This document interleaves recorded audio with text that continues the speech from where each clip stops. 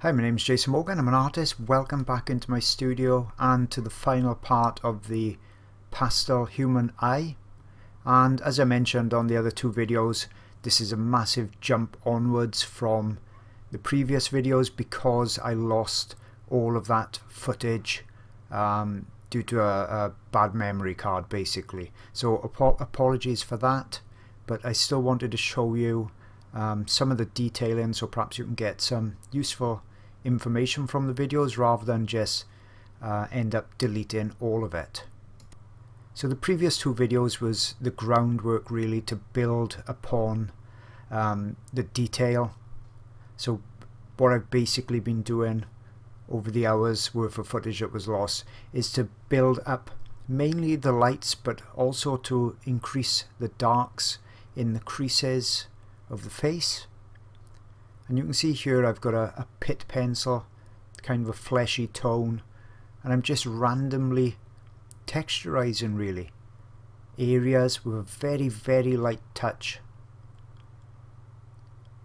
And obviously that slightly coarse texture of the pastelmat paper is lending itself perfectly to creating the texture, the fine texture of the skin. To create more of the obvious texture, then I'm pushing that bit harder and making the marks much more visible. You can see there I'm just slightly blending out, very light touch, because I don't want everything to be as harsh and as finely detailed as the eye.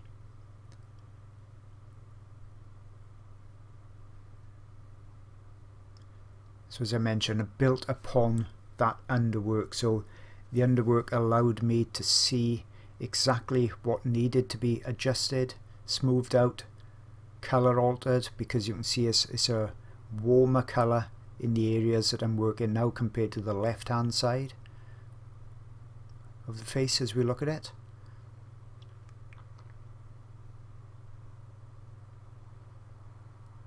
You see I'm just softening areas or putting areas slightly over dark sections where I don't want there to be too deep a crease. Here I'm actually increasing the darkness of areas. So I don't want to use a black or grey pencil here to darken. It's actually a very warm colour, very rich colour.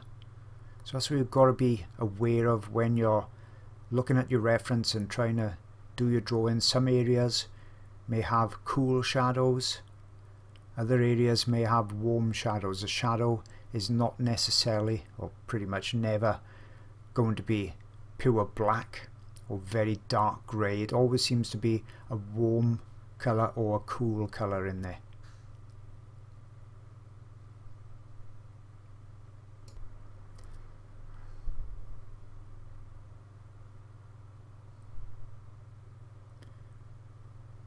Now obviously I can continue detailing this.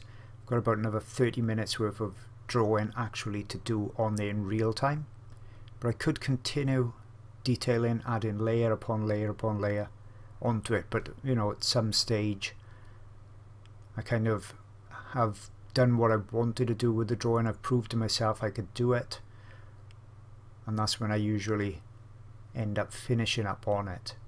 So you can see dotting around the paper now, around the drawing, where I feel I need just little elements, little touches, improvements, things I can see different in the reference, glaring differences now, even though they are small differences. Because I've done all that underwork, I can spot where the detail differences are.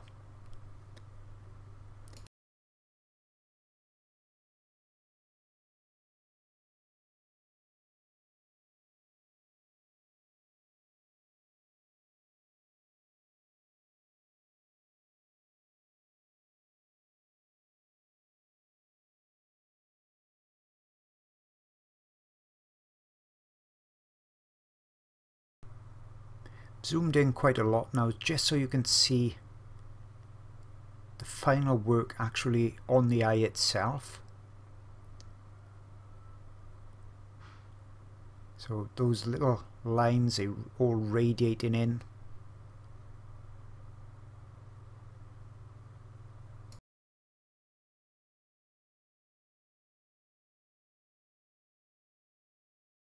just minor adjustments, but I need to get these parts done before I put the eyelashes in. Now lots of people do coloured pencil eye demonstrations on YouTube, and they pretty much 99% of them are of women's eyes with flawless skin and very long eyelashes.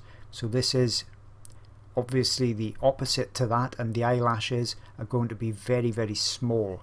But even though they are, I still want to finish off the eyeball itself and actually put little veins in the whites of the eyes and complete all that before I get those eyelashes to sit on top.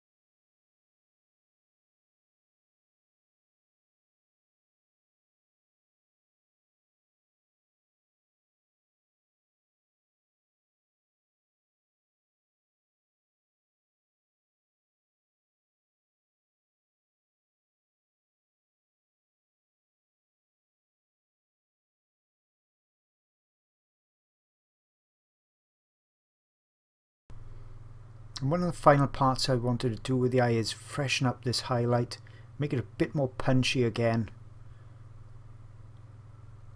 blend it nice and smooth, so I've got a nice smooth transition from the white into the blue. And now I'm going to come back, put some of these tiny little veins in there.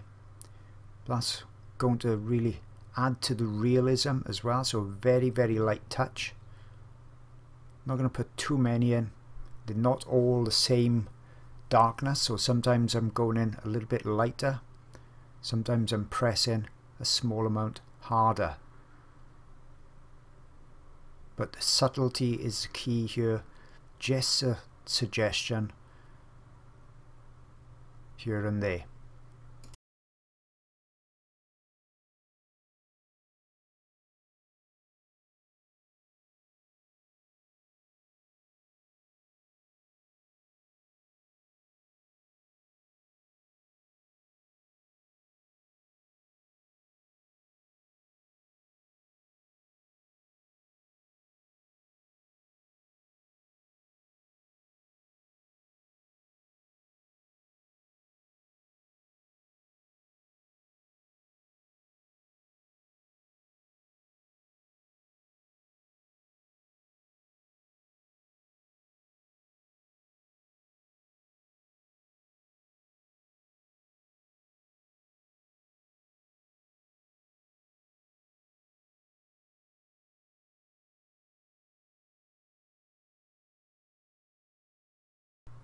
And as I put in these few eyelashes, I need these to be subtle as well, and they're all going in random directions.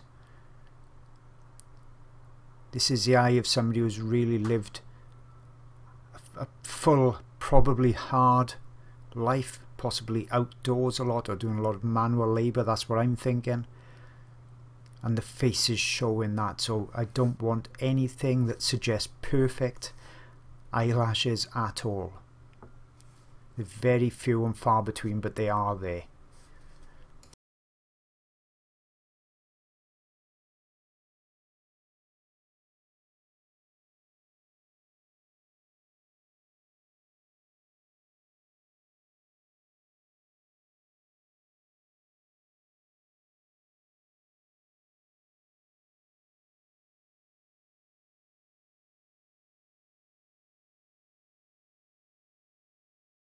And some of these little lashes and hairs are a very pale colour. It's not a pure white, so I'm just putting in a few suggestions of those as well.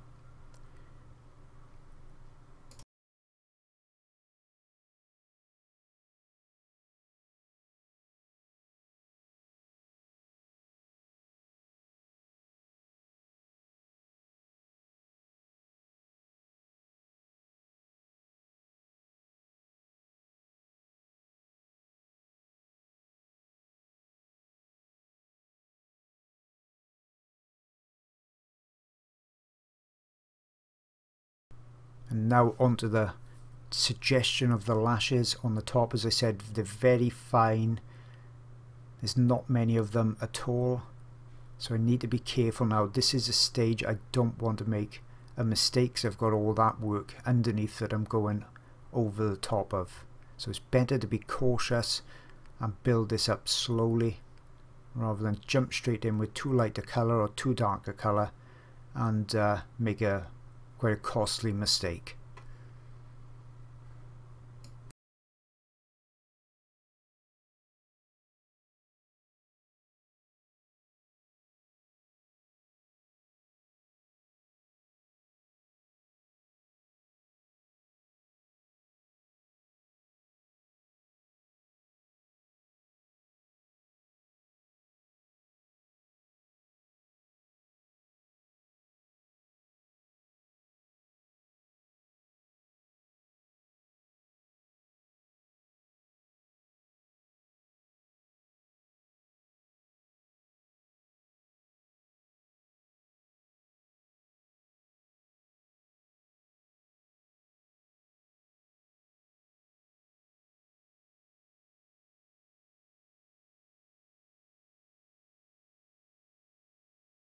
So that's about it for the lashes on the top, and now I can start to look at the reflection.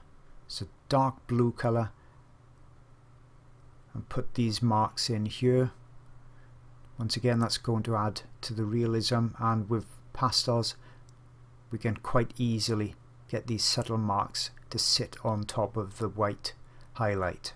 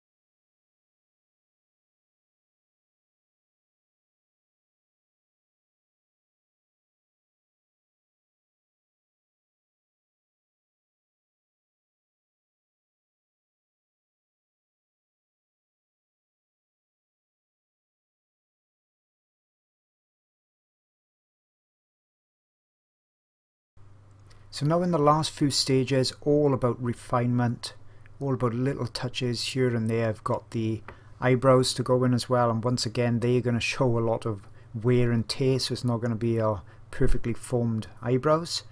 Just harsh or coarse hairs here and there.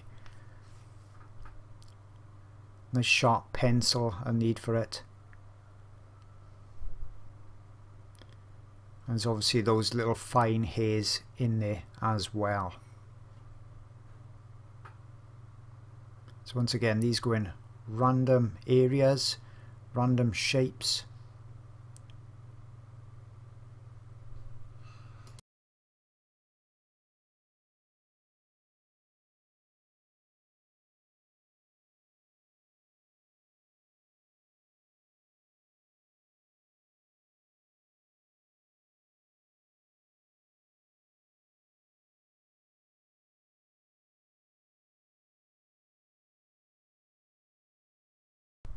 And not many hairs going on there at all, but it is really, you know, punching up the sense of realism now, I think.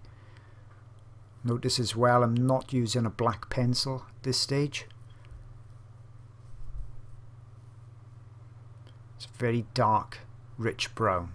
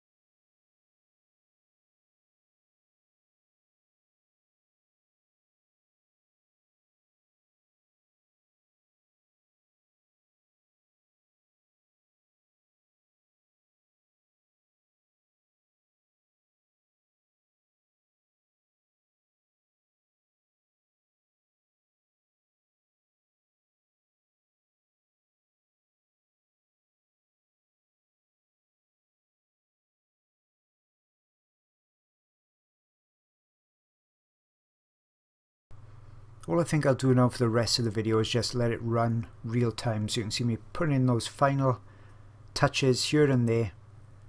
Nobody else will probably notice them other than the artist that's doing them, but there's still a few elements that I want to just finally adjust. Then I'm going to call it done. So hope you've enjoyed the video. Sorry about that lost footage, but I think the blocking in stages and seeing some of this detail will be of benefit to a lot of people. As I said, it's my first kind of coloured portrait, coloured human in pastel, so I still got a lot to learn myself, and no doubt I'll come back and do more human work, more portraiture. I found it fascinating doing this, especially with all those wrinkles and trying to bring out the character. I wasn't sure if I could pull it off, but I'm quite happy with it at the end. And don't forget, there's lots of other videos I've got on my Patreon channel. Lots of oil videos, pastel videos. I've got the occasional graphite, acrylic, coloured pencil, although the coloured is normally white on black, which is a dramatic subject again. So lots and lots of videos, many hundreds of members on there now. And also there's DVDs, videos on my website. So hope to see you in those places. Don't forget, I've also got Facebook, Instagram. And if you've got suggestions for subjects you'd like me to tackle or products you'd like me to review on my YouTube channel, don't forget to just drop me a message on those. I always try to do as best I can to cover what you guys want. So as mentioned, I'm just going to continue now, let the video run. I know lots of you like to see work in real time, and I'll see you all again very soon.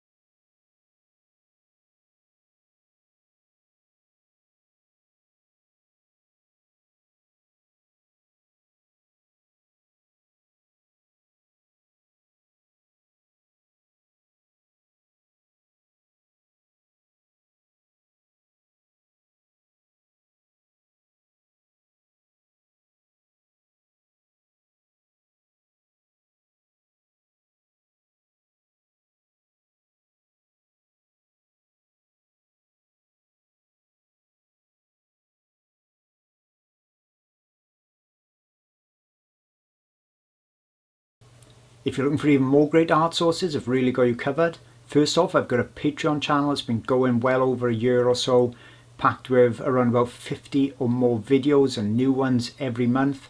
Lots of the videos are many hours long, so you can see they're really in-depth. Subjects such as turtles, birds, elephants, big cats, you name it, it's on there. So that's my Patreon channel.